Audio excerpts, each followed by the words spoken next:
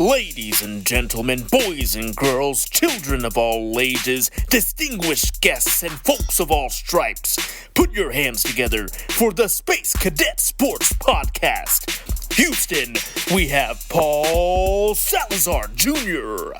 Hey y'all, welcome back to the Space Cadet Sports Podcast, your Houston Astros podcast for diehard Houston Astros fans from a diehard Houston Astro fan. My name is Paul Salazar Jr., the aforementioned Astros fan, a diehard, if you will. I've been a fan of the Astros out of the womb, pretty much. I am a classically trained actor, UCB-trained improviser, and Texas-trained barbecuist and multi-hyphenate, a Houston native, and of course, I have the receipts to prove it. I mean, digital receipts maybe nowadays. I've been to Agora, the Miller Outdoor Theater. I could just name check Houston things all day. I've spent the last decade or so as a comedy writer in Los Angeles, and now, after I put in all that hard work with joke and comedy writing, I can finally have my own podcast. That's right. Welcome to said podcast. This is the Space Cadet Sports Podcast that was born out of my Substack, the Space Cadet Sports blog, what my brother lovingly calls the Paul Broad Pod Ball blog. I started the Space Cadet Sports stuff with a new and refreshing perspective of actually liking the Houston Astros and being a fan of them, because as everybody knows, I start off this podcast by saying the media is really doom and gloom about the Houston Astros because they either completely hate the Astros or they're just trying to get clicks off of their articles and podcasts, and you get clicks by hating on them a little bit. So I try not to do the just full quick reaction, hot take and hate stuff here. I try to be a little bit logical, bring it from a fan's perspective, try to be a little bit optimistic without being a complete homer. We try our best here. The key word being try. So this is a Space Cadet Sports Podcast. We're recording here in sunny Los Angeles. I'm joined, as always, by my co-host and co-producer, the raw semi-Fraser. Carla the dog is here with me. The neighbor is moving their trash bins around like crazy here. I hope it's not being picked up on mic, but I'm just saying Carla does not like that, so she might get on mic herself at some point. Just a heads up.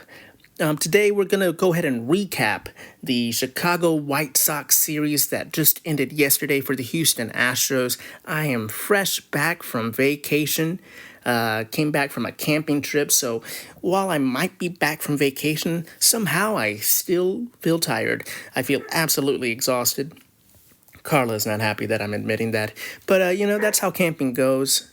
Carla is very excited because I promised to grill today. I'm going to do some barbecuing later, and try to grill up the rest of that camp food that I didn't cook out there on the campsite. And Carla's very excited about it. But let's go ahead and move on to the Chicago White Sox Houston Astros series here that was played on Players Weekend here at Minute Maid Park, or I should say over there. I'm always in Houston in my heart. I might be 1,000 miles away, but in my heart, I'm still in Houston. It was a tough series against the White Sox, mainly because it didn't go as a complete slacking like we really were hoping for as Astros fans. But we're going to go ahead and recap that series real quick. Then we're going to go ahead and move on to looking forward to the next series. We're going to briefly talk about the Houston Astros Hall of Fame and touch on a couple of other things, including, I'm very happy to announce, we're going to go ahead and do a check-in with the Houston Texans here.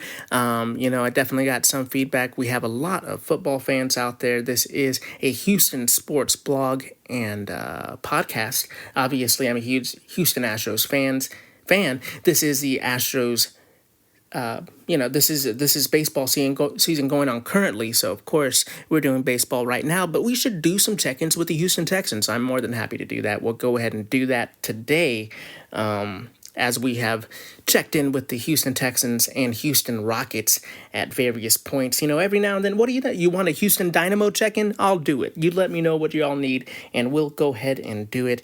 But we're going to go ahead and move on to talk about the White Sox series here. Before we get to the games, actually, there was a little graphic that the Space Network. Why am I struggling here? Man, my brain is fried from camping. I'm very sun weary. But yeah, the TK and Blummer, they put a graphic on the game. Also, full disclosure, I was camping.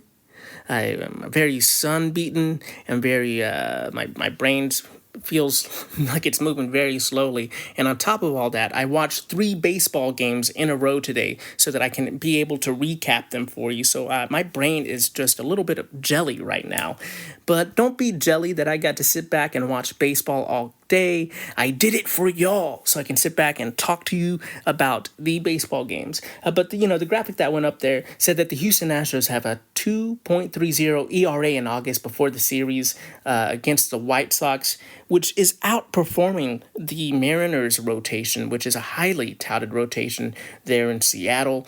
Just throwing that out there to say that since August has started and we are waiting for Justin Verlander to come back and we're seeing some weariness with these starting pitchers, they're still executing. They're still going out there and doing great work. So that was very good to see because it's felt like the Houston Astros starting pitching has done amazingly this month. And it was good to see that graphic up there to see that the stats reflect how I feel about it.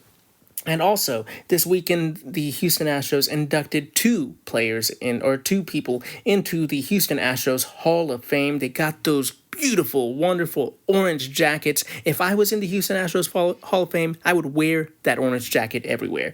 But let's go ahead and I know I said I was going to start talking about the series, but let's talk about these brief notes first. We got to give the flowers to these 2 people that deserve the attention for the things that they've done for the Houston Astros. And the first one is Rene Cardenas. He's a famous Nicaraguan sports journalist and announcer. He actually is pretty big in baseball, I would say, definitely in the Latin community, just for the things that he's contributed and for his broadcasting accomplishments. I would be remiss to not mention him as well as the much beloved player that got inducted to the Hall of Fame as well. But Rene Cardenas, he developed the first international radio network broadcasting games to Central and South America. He was also the first Spanish language baseball announcer with Major League Baseball when he joined the Dodgers in 1958, and he was then hired in 1961 by the Colt 45s, where he got out of LA, came over here to Houston. He worked with the Colt 45s and the Astros when they did the rebranding and opened the Astrodome, and he called a lot of events at the Astrodome, including multiple boxing matches until 1975 when the Astros canceled Spanish language broadcasts. Don't know what that's about. Seemed like I need to look into that. We need to know more information about what that was for sure. But he worked with the Rangers and Dodgers in the 80s and the 90s and returned to the Houston Astros organization in 2007 when he began broadcasting once again on the radio and at times as well on television. This guy has accomplished so much in his career. He's done so much to not only spread the game of baseball to people that don't speak English and want to know more about the game and listen in on the game. He's done so much to spread that, not just here in this great country that has multiple swaths of people that speak all kinds of different languages. He grew the game and expanded the game here in America, but he also did that in Central and South America and broadcasting that for not just Major League Baseball, but for the Astros specifically. When Jose Altuve goes to Mexico City and he's getting all that love, and the Astros have a lot of international attention on them with not just all of the Central South American players and, all kinds of international players. Jose Urquidy is from Mexico. Taylor Scott is from South Africa. Yusei Kikuchi is Japanese. Like the Astros are an international organization, and it's good to have people out there broadcasting these games to an international audience to get the love for this team spreading as far as it can. So you got to give your those flowers to Rene Cardenas, especially here at the Space Cadet Sports. We love the fact that he was able to pave the road for so many people like me. Not that look like me. Obviously, I wish that my Spanish was good enough to also do a Spanish language podcast. A boy can dream. I'm very much studying hard and trying to work on my Spanish language skills as very much an Americanized Latin man who grew up in America. My Spanish language skills aren't the best. And honestly, I think the thing that stops me from speaking Spanish the most is that I can't find jokes while speaking Spanish. I'm thinking so much that I'm just trying to communicate. But one day I definitely do hope and dream that I could do more Spanish language stuff. So thank you, Rene Cardenas, for doing everything that you have done. The Astros also inducted Ken Caminiti into the Houston Astros Hall of Fame. I don't think this man needs much of an introduction. If you are a casual fan of the Houston Astros, I will go ahead and give you his resume, though. He spent 15 seasons in Major League Baseball with the Astros, Padres, Rangers, and Braves. He's a 3-time All-Star, the 1996 National League MVP, a 3-time Gold Glove winner, the 1996 Silver Slugger winner. He boasts a .272 batting average on his career with 239 home runs and a 114 weighted runs created plus and 36 F-WAR for his career. Ken Caminiti, I just remember watching his plays growing up. Watching the Astros in the 90s, watching him play in the Astrodome live. Just we used to have that.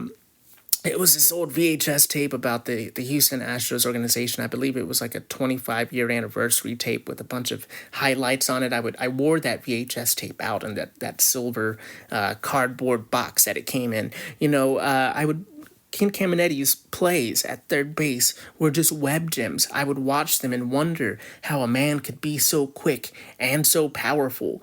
Ken Caminiti was an amazing, an electric player to watch. And he battled his demons. He definitely battled substance abuse problems, and I think at the time in the 90s, the world was a lot crueler. It used to be a lot crueler to people that need some compassion and need some support. So it's nice to see that in this day and age we can look back at Ken Caminiti and have some compassion for what the man was going through, and to look at the fact that despite all of his struggles and all of the things that made life difficult for him, he was able to be an amazing baseball player and somebody that was beloved by the Houston Astros community. So it was good to see Ken Caminiti and Rene Cardenas get into the Houston Astros Hall of Fame. Let's go ahead and move on to the series recap. In Game 1, unfortunately, the Astros streak came to a screeching halt. Maybe this is why I didn't want to get to the recap so fast. The Houston Astros lost 4-5. The streak is over, and it feels so rude. It just felt mean. It's like we weren't supposed to lose this game. It was very frustrating, but at the same time, the Astros are on a roll. They have some momentum. So while they did lose the game, you just have to kind of chalk it up to the fact that the White Sox are still a professional baseball team. The Astros have not been that great in one-run games, and in this instance, they just did not have enough offense to put them over the top. Spencer Arrighetti went out and started this game, and he battled. He pitched 5 2/3 innings with 7 hits, 4 runs, 4 earned runs, 2 walks, 5 strikeouts, and he gave up 2 home runs. He did not look very comfortable, but he battled. He battled this game, pitched into the 6th, and a tough start to the game that this really, really slowed him down, and it seemed like he was uncomfortable from the get-go after that tough start. He did find some success after the first couple innings, but just didn't have enough to finish the 6th. 2 home runs given up to Luis Robert Jr., also very much not just hurt Spencer Arrighetti, but hurt the Astros in this game. If you just wipe off the Luis Roberts contributions, of course, it would feel like a much better game for the Houston Astros. But alas, alack, Luis Robert Jr. really owned Spencer Getty, and therefore the White Sox got to put one over on the Astros. We're going to go ahead and move forward with pitching because obviously there was some problems with the offense in this game as well. But after Spencer Getty didn't make it out of the sixth, Caleb Ferguson came in. He ended up pitching 1/3 of an inning and gave up 2 walks. I mean, Ferg made the sixth so uncomfortable. At this point, I don't know how much I trust this man. I mean, as a baseball pitcher, obviously. We're at some point, we're going to have to get some bullpen trust levels going and kind of put these players into tiers as to exactly how much I trust or are wary of them. Because right now, when Caleb Ferguson gets on the mound, I am nervous. So let's just put it that way. Ferguson obviously got out of that inning, and they went ahead and switched pitchers to Sean Dubin. Sean Dubin came into the game. He pitched 1 inning, gave up a hit, gave up a walk, but he got 2 strikeouts and got out of there before letting any damage really happen. But that it also was the same situation where I was like, how much do I trust Sean Dubin exactly at this point in the season? And it's like, I really have to figure this out because I trust him more than Ferguson, but maybe not as much as the next couple of pitchers. Brian King, rookie lefty, came in. He pitched 2/3 of an inning. He gave up 2 hits. He gave up a run. He gave up an earned run. Obviously, that made for a bit of a shaky moment. And, the Astros were still in the game, so they took King out of the game and went with someone that they felt a little bit better about, someone that definitely, out of these bullpen arms, is the one that I trust the most right now, despite the fact that I know him the least. Caleb Ort, Big Shady there, got 1 1/3 of an inning pitched with just giving up 1 hit in this game. And you just have to think that maybe, just maybe, Caleb Ort is going to be pitching some big innings in some big situations. Moving on to the offense. Part of the reason why the Astros just fell short, where you felt like they could have won this game and they just didn't have enough to get those 6 runs or put them over the top. I think it's, partially a lot because there was no Bregman in this game, who was out for the White Sox series because he slept on his arm. Weird. That is not a joke from your friend Paul. That is actually what happened. And I've never related to Breggy more in my life. Apparently, it's been a bit of an issue recently as he's been trying to power through it, and he says that he needs some time off. I'm very happy to give him a break, and sadly, no disrespect, but against the White Sox, we can afford to lose a little bit of power, but that doesn't mean that we can just count the White Sox as easy wins. Breggy sleeping on his arm weird isn't the best, but at least it isn't going to aggravate into something worse, or at least knock on wood. Breggy's actually human, and it's empowering to me to maybe call out of work because my knee is doing that thing again after I slept wrong.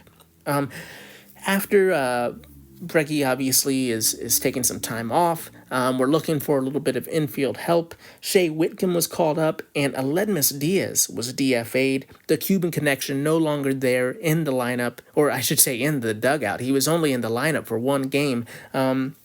Against his former team, the Oakland A's, and Aledmus Diaz has not seen the field or much playing time since.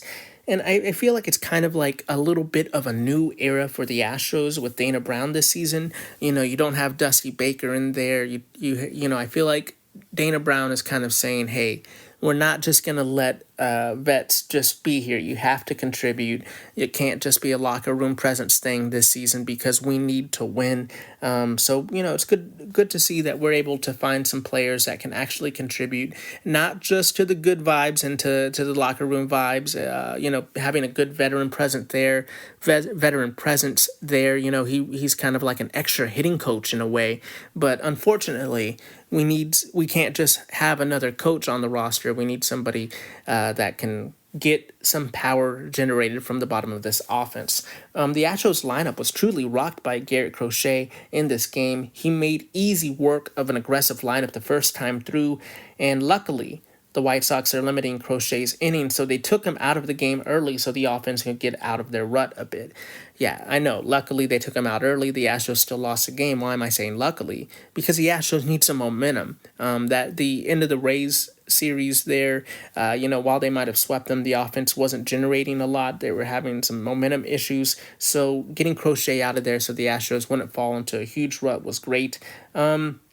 Crochet ended up pitching 4 innings. He gave up 4 hits, 1 run, one earned run, 0 walks, 9 strikeouts, and 0 home runs. The Astros didn't find much success later against the bullpen, though. Having Crochet knocked out made me feel, optimistic for a bit. But against the bullpen, the Astros had only garnered 4 hits, 3 runs, 3 of them earned, 2 walks, and 7 strikeouts, making that 16 strikeouts on the game. And they did get 2 home runs as well, but 16 strikeouts on the game. We cannot strike out this much, boys. But it wasn't enough against the White Sox offensively. The bullpen was able to really get an edge on the Astros. I know they were able to score some runs, but still, I feel like the Astros could have done more damage here, just based off of the way the White Sox bullpen has been this season. Sure, the pitchers gave up 5, but against the White Sox, you kind of expect them to be able to get 6 points, get what they need to win the game. It's not the end of the world, obviously. This isn't Rangers podcast. The season is not over.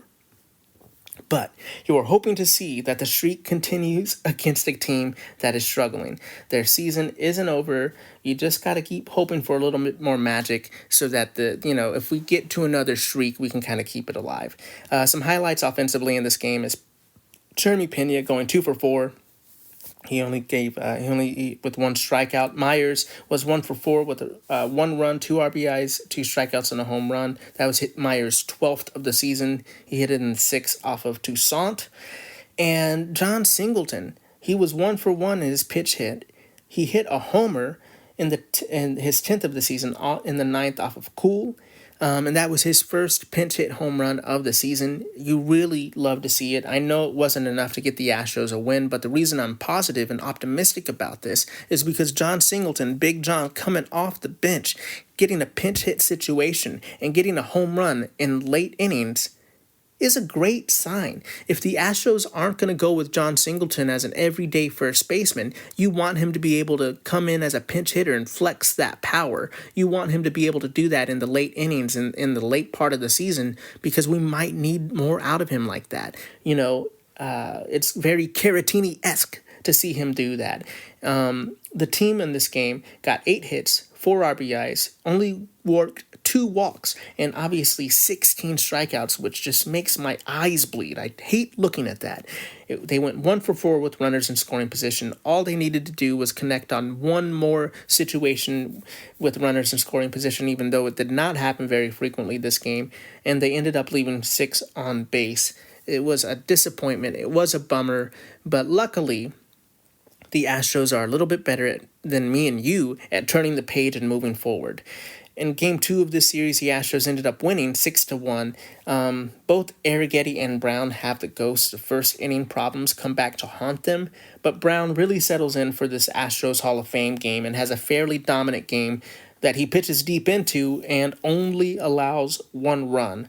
Abreu sets it up with just 1 hiccup. He allowed a walk in the 8th. But with the game 5 runs out of reach, manager Joe Espada goes with another lefty out of the pen in the 9th. Instead of going with Hader, he went with Brian King, and everything ended up well. No struggles, no mess. Brian King allowed a hit, but he did get out of the inning with a double play. Their stats on the game from this dominant pitching performance was Hunter Brown get 7 innings pitched with 4 hits, 1 run, 1 earned run, 2 walks, and 6 strikeouts. Abreu, obviously 1 inning. He allowed that 1 walk, but he did get 2 strikeouts. And like I said, King had 1 inning pitched with 1 hit, but he got out of it before any runs came across. On the offensive side of this game, obviously they scored 6 runs, so you'd love to see that. It would have been great if they scored 6 the game before as well, but that's how baseball goes sometimes. In this game, Jose Altuve went 2 for 4 with 2 RBIs and worked a walk. Jordan was 2 for 4 with an RBI. Yander Diaz was 2 for 5 with an RBI.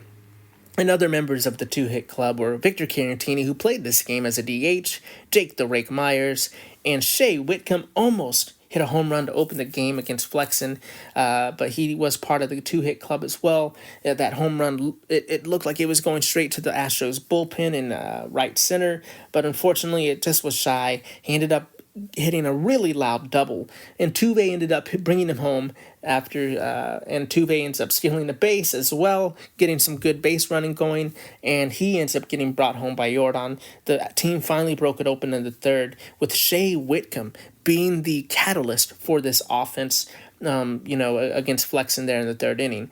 Overall, the offense had 13 hits, 5 RBIs, 3 walks, and 7 strikeouts. So that's working those numbers more in our favor. I feel like the Crochet game, they very much were very aggressive at the top, and they just continued to be aggressive, did not work that many walks, and just kept striking out.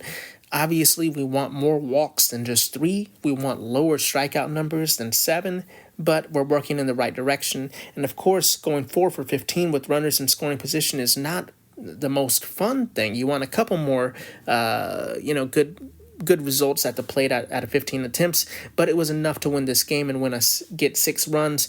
The Astros ended up leaving 9 men on base, having a game where they really sent a lot of men on the bags there, but they just couldn't bring everybody home. Shea Whitcomb getting a very nice power hit is very promising to see, because not only is he hitting for power, the very next at bat, he worked a walk. So it's like, okay, this young man can hit for power. Also, he's willing to be patient. Good things to see. Mauricio Dubon as well was great to see in this game. He might be back to his hit parade, because it seems like he's trying not to do too much or swing too far out of the zone, which has plagued him a bit this summer, but it looks like he's beginning to string some things together. No long ball in this game, but just a nonstop hit barrage with enough to bring, with just enough to bring home just enough guys, to make the offense seem worthwhile in this game. It's hard to see, 4 for 15, but 6 runs, you can't be too mad about that. 1 homer would have made it look more incredibly dominant, or at least 1 more hit with runners in scoring position. But, that's just not what it was. It wasn't going to be a complete blowout like that. Can't complain about 6. But I feel like when you're playing the White Sox, a lot of people are expecting more from their team. And I feel bad for Chris Flexen. It seems like he's like the anti-Crochet. Flexen looked good the first time through the lineup, but while Crochet seems to be able to elevate his White Sox team and power them through to win, Flexen is out there doing his best and somehow gets no love from the team and keeps losing games. It was really tough to see. He hasn't won a game since May, and he's only won 2 games this season. So Flexen just having a tough year here in, with his team in Chicago and the South Side. It was a great game, but I feel like my main takeaway was I need one of those orange jackets. At the pace I'm going, maybe if I do 3 more decades of mediocre podcasting, maybe I can at least get an orange vest. I mean, I'll probably have to pay out of pocket, and maybe after 3 decades of podcasting, I might be able to afford it.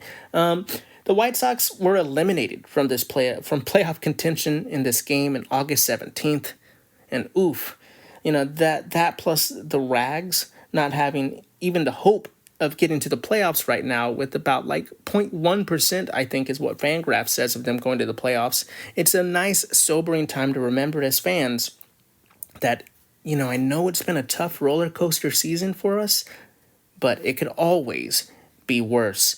Moving on to Game 3, the Astros ended up winning. It was a lot closer than I would have liked. There was not enough offense that I would have liked, but that game being 2-0, the Astros winning. My dad was at the game. He helped power us through to the win. He was in the Budweiser section partying up there in center field. So thanks, Dad, for being there. You helped us win. I know it's tough. I know we always feel like when we go, they lose, but I'm glad you were able to be there for a win. Looking at the pitching here, Framber Valdez started this game. He ended up going 7 innings with 3 hits, 0 earned runs, 1 walk, 9 strikeouts, winning his 13th game of the season. Our ace is back, baby. He did back-to-back 7-pitch innings in the second and third. He really did have a low pitch count go through 7 innings, but I think with the Astros in this huge stretch of games, Joe Espada decided to play it safe. With the Astros up 1-0, he went with Brian Abreu. He did not. I repeat, Joe Espada did not bring out Jose Abreu to pitch the 8th. He brought out Brian Abreu in the 8th, who pitched 1 inning, got 2 strikeouts, and he picked up his 31st hold of the season, bringing his ERA to 2.71 on the season. And, I know it's been a tough season for us. Like I was saying, emotionally, it's been up and down, but we have to be grateful. Abreu is first in strikeouts for relief pitchers and first in the league in the all of baseball in holds.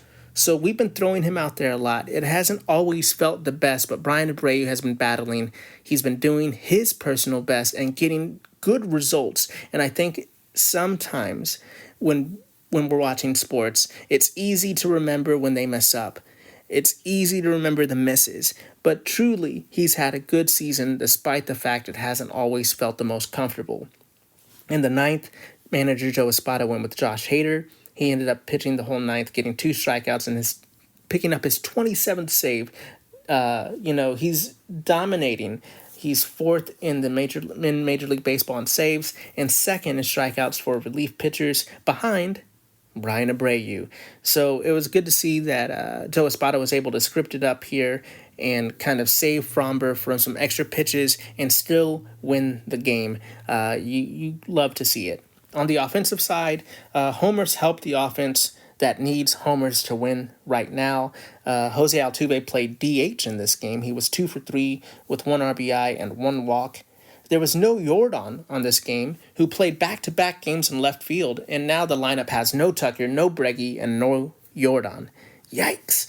Shea Whitcomb batted 5th in today's lineup. Like, what? Like, you just got called up. He's batting 5th. So definitely not the power lineup that Houston is used to. It definitely did make me nervous.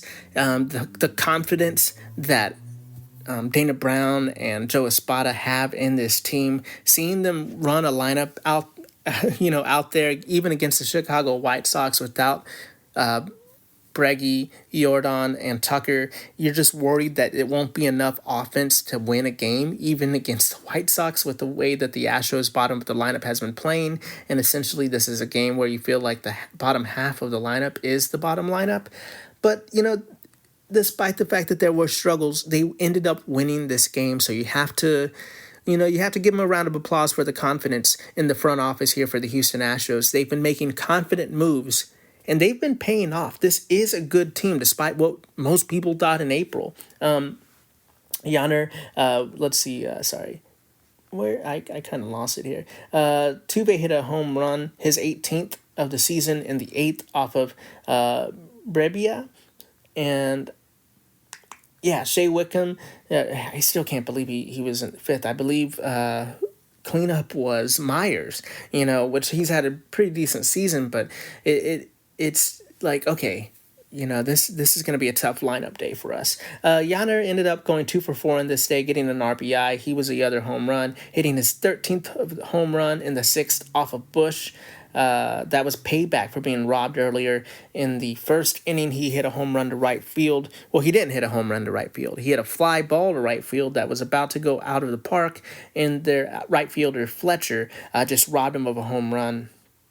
So their lineup today, let's see, I was wondering why my notes look so weird. Their lineup today was Tuve, Pena, Yanner, Myers, Whitcomb, DeZenzo, Doobie, Chaz, and Pedro Leon. So yeah, it definitely, while I love all of those guys, the confidence I had in that team scoring 5 runs was very low. I thought maybe they would score 3 runs and wondering if that was going to be enough to win the game. Sadly, they only scored 2, but fortunately, that was enough to win the game. The team had 5 hits on this game, obviously with just 2 RBIs. They worked 5 walks, which obviously They bumped the walk number up. You love to see it. They're a little more patient working those walks, but they still had 7 strikeouts. Obviously not the worst situation, seeing that they won the game. But you'd still want to see that strikeout number go down because they're the Houston Astros. They don't strike out that much. That's what the Astros do. That's part of the makeup of this team. They were 1 for 4 with runners in scoring position and left 6 men on base. And once again, I said when I did the series preview that Kai Bush, a very untested young pitcher, was going to be pitching, and the Astros have this inexplicable ability to make unheralded pitchers look amazing.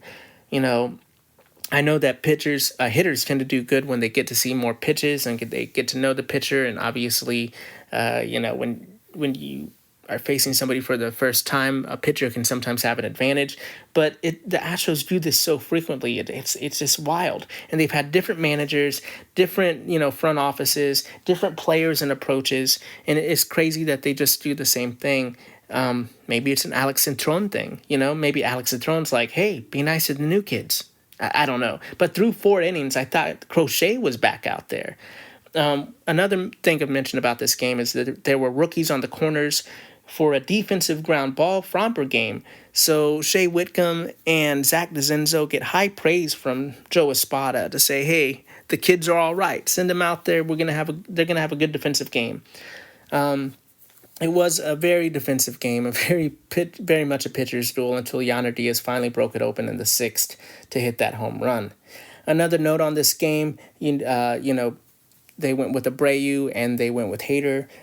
Presley wasn't needed in this game, but also Presley was put on a 15-day IL. Presley is taking a break for a back strain, and it could explain some of his tougher outings recently. Corresponding roster move was Seth Magic Man Martinez being called back up to the club. Ort or Scott or maybe King even could slide into the 7th, and maybe Abreu obviously will get the 8th. I like this until Press shows his usual consistent performances. Hopefully he gets healthy soon and can kind of put some of these little aggravations behind him. He's had a lot of little injuries this season, a lot of little tweaks that he's had to do while pitching. So hopefully we can get Press back to good health. And in the meantime, see what some of these other relievers have in the 7th. We're going to go ahead and move on to preview tonight's game that's going to start pretty soon. It's probably going to start before this podcast is even out there. So tonight, right now, probably, even already played by the time you're listening to this. The Red Sox and the Astros play. Game 1 is going to be Yusei Kikuchi, who is 6-9 with a 4.49 ERA and 154 strikeouts on the season, versus Tanner Houck, who is a 3.01 ERA, 127 strikeouts, and a 115 WHIP.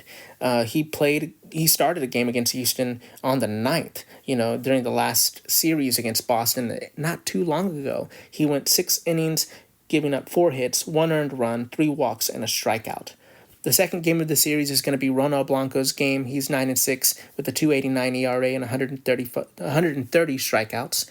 And he's going to be pitching against Nick Pivetta, a right-handed pitcher, who's a 4.49 ERA and a 113 WHIP. That lower WHIP, obviously, looking good, but he's been a little hittable, taking some damage throughout the season, Nick Pivetta. And the third game of the series, is going to be the matinee game. The Astros sending up TBD. Perhaps that's hopeful for a Verlander return versus right-handed pitcher Cooper Criswell, who's a 28-year-old young pitcher who doesn't have a lot of experience. He's a 5.03 ERA with a 1.44 WHIP, and he's 6-6. I believe that's his career stats. He's still pretty young into his major league career, and we'll see what he has. But for this game, it would be great to have a return to Minute Maid, for a sight for sore eyes, somebody we've been waiting to return back to Minute Maid Park. That's right. We're hoping to see Kate Upton back at Minute Maid. Then it's going to be 4 games at Baltimore. So the Astros, while they kind of struggled a little bit against the White Sox in terms of their offensive performance, they did get the W's.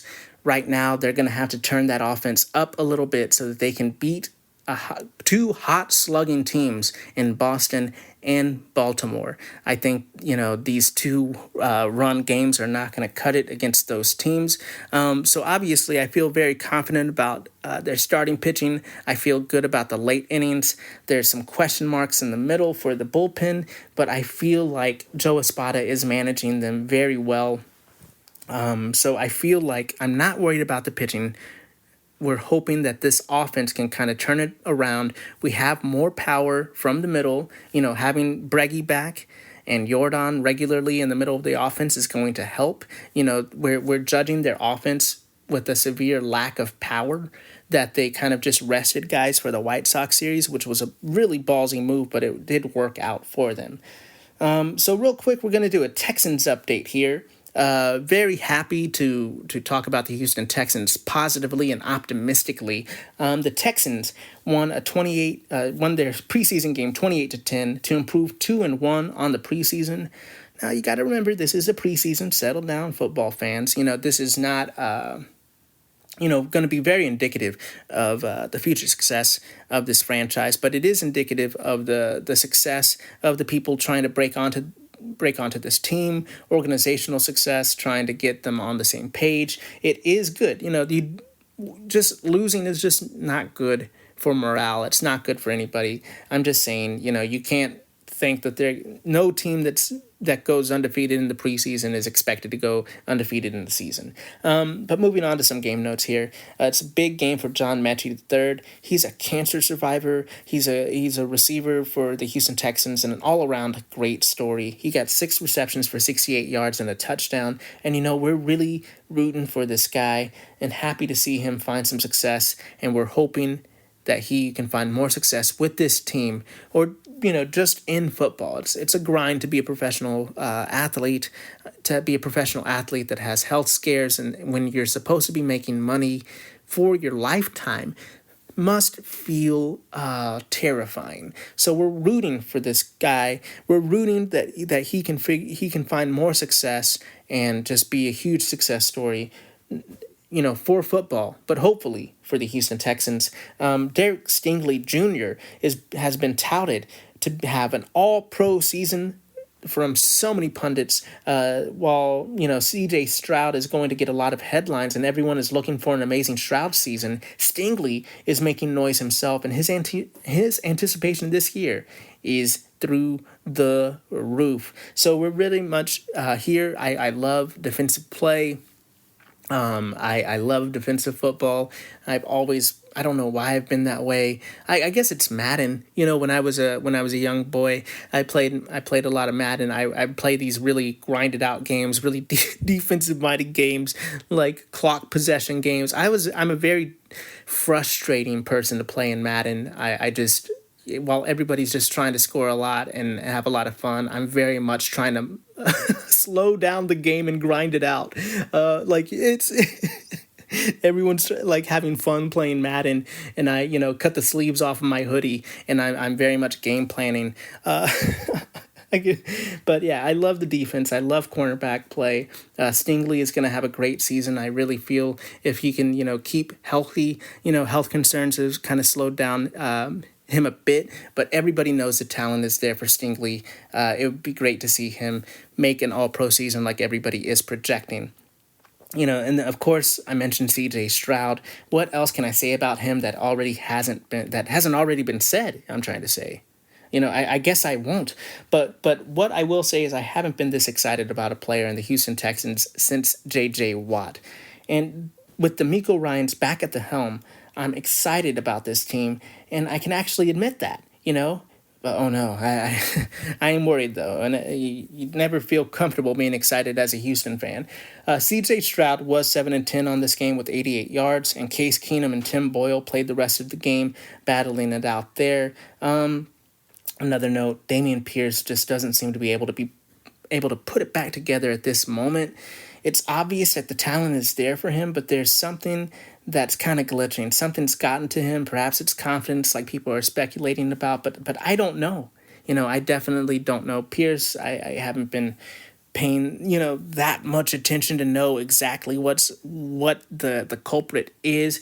with Dameon Pierce. Obviously, I always cheer for the players with Houston on their chest, so I'm not trying to bury the man. I just don't know what his path is for contributing to this team immediately, especially with the team adding Joe Mixon in the offseason. We're praying for you, Pierce. We're hoping that you can figure it out.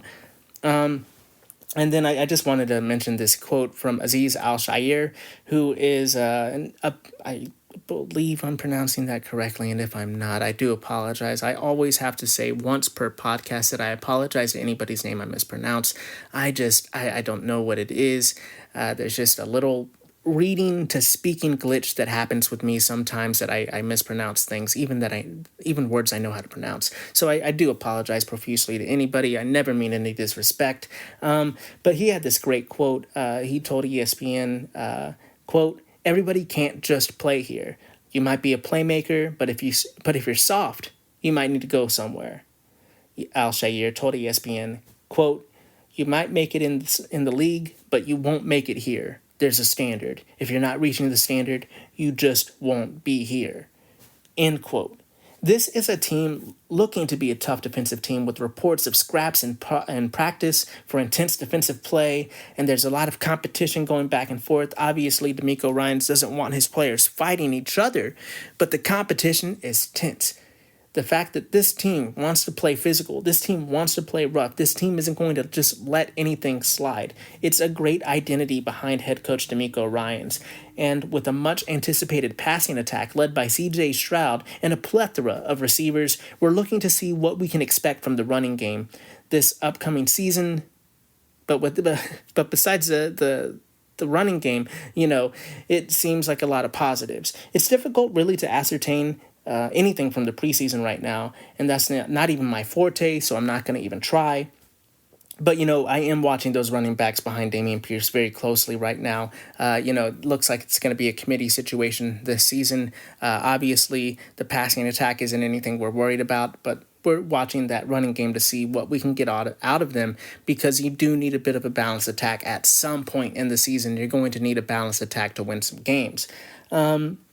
The Texans' final preseason game will be on the 24th, August 24th, against the LA Rams. And the season opener is right around the corner, September 8th, at the Colts. Houston, we are anticipating a lot right now, and I know it's kind of out of control. Everyone is once again excited about football in Houston. I feel like it hasn't been like this since like 2002, when they announced that the Texans were going to have when they announced that the Houstons, oh my goodness, I can't speak.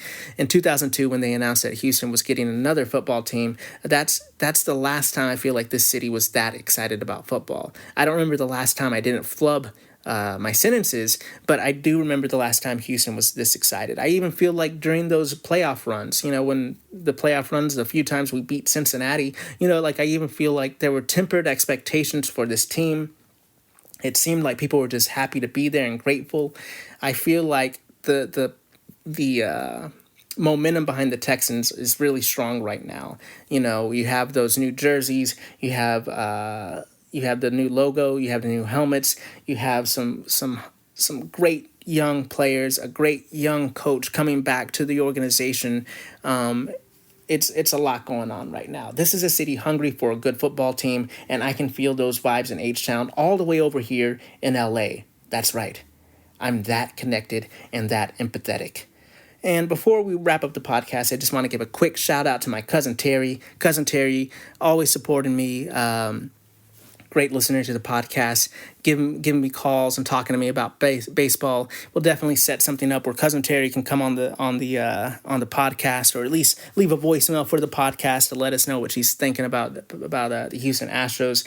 But we had a great conversation, and we were happy to talk some Houston Astros baseball to each other. We're not talking to casual fans that don't exactly share the same opinions on us, or a little more aggressive or angry, at Joe Espada or John Singleton. And it's like, we both were talking about how much we appreciate and love John Singleton. Obviously, we think that a platoon situation is probably best for him, but we don't understand all the misery and hate revolving around John Singleton. I don't know why people don't think that great of him. But anyway, shout out Cousin Terry. We'll definitely talk about some more Astros soon. Hopefully we can get some of your opinions on the pod, and we can talk more Astros baseball. With that being said, we're going to go ahead and wrap up the podcast for today. Thank you so much for listening to this podcast. We appreciate it here at the Space Cadet Sports Podcast. Wherever you're listening to this podcast on, please like, rate, review, subscribe, share, smash those buttons. Just hit a bunch of buttons. Just, I appreciate it. We really do. Share it with other Houston Astros diehard fans out there that need this type of a podcast to get through their week. Sports is ramping up, folks. Definitely check out my Substack. It is a Houston Astros Substack, but I do mix it up with other sports. Obviously, I mentioned the Rockets and the Texans. We will talk about them as the season goes on. Obviously, a little bit more in the offseason. They'll get more attention. But if you are interested in that content, you want more Texans content, you want more Rockets content, just let me know. I could definitely do more of that if there's more interest. You could check that out on the Substack. The Substack is at spacecadetsports.substack.com, where you can put in your email. You can get every meme, every article, every podcast and video podcast emailed to you directly for free. Or if you're like me, you like apps and you like being on your iPad and your phone more, you can get the app, the Substack app, and search Space Cadet Sports. See the little orange and blue astronaut? That's me. You subscribe to that and you click that button. You no longer get emails. You just get notifications whenever there's a post, a meme dump, or a podcast, and you can check it right there on your phone. And you can read so many other creators on Substack. It is a great app. I highly recommend it. If you're trying to reach out to me to let me know your baseball opinions, or you want to let me know what kind of content you're looking for on this podcast, you can reach out to me on social media at Paul Salazar Jr. On all social media platforms, I'm active on all the cool ones. Definitely let me know on social media what you're thinking. Thank you so much for listening to this podcast. I really do appreciate it. Please do share this with people, rate and review us. We are a small podcast, and sharing and giving us a rating definitely gets more eyes on the podcast. So thank you so much for that if you're doing it. And if you're not, please give me a little help. I do appreciate it. Thank you for listening to the podcast. Remember to be the best that you can be. Keep your head up, son. And as always, vamos Astros.